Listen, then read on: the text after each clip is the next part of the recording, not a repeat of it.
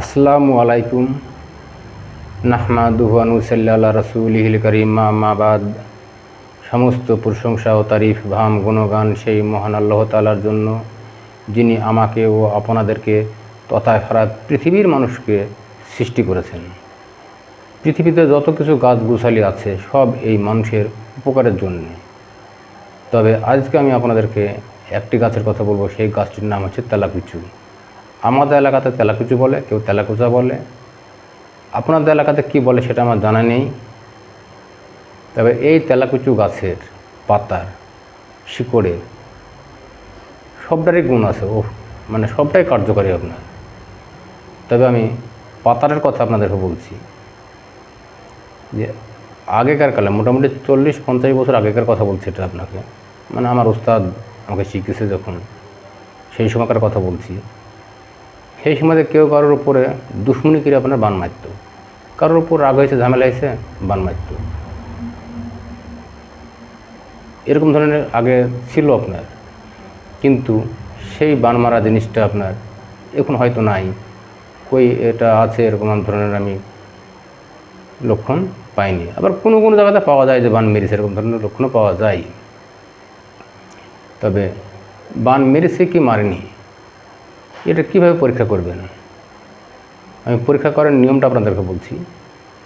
এই তেলাকুচুর পাতা 3টে নেবেন।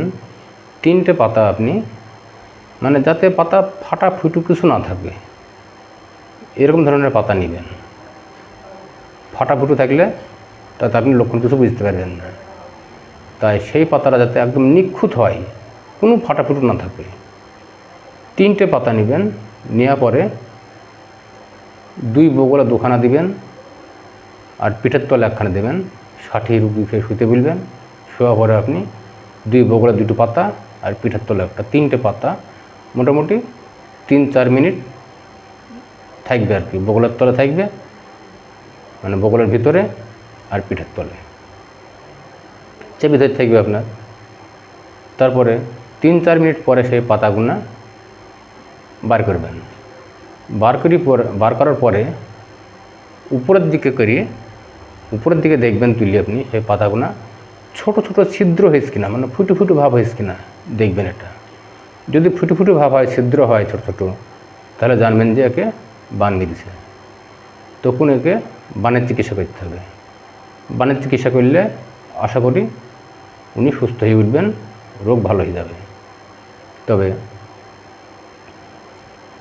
আমার এই চ্যানেলটির নাম MS টিভি চ্যানেল।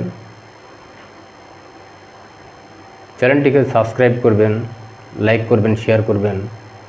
আর আমার বলার মধ্যে, ভাষার মধ্যে যদি কোনো ভুল ত্রুটি হয়ে থাকে তাহলে আমাকে ক্ষমা করবেন। খোদা হাফেজ।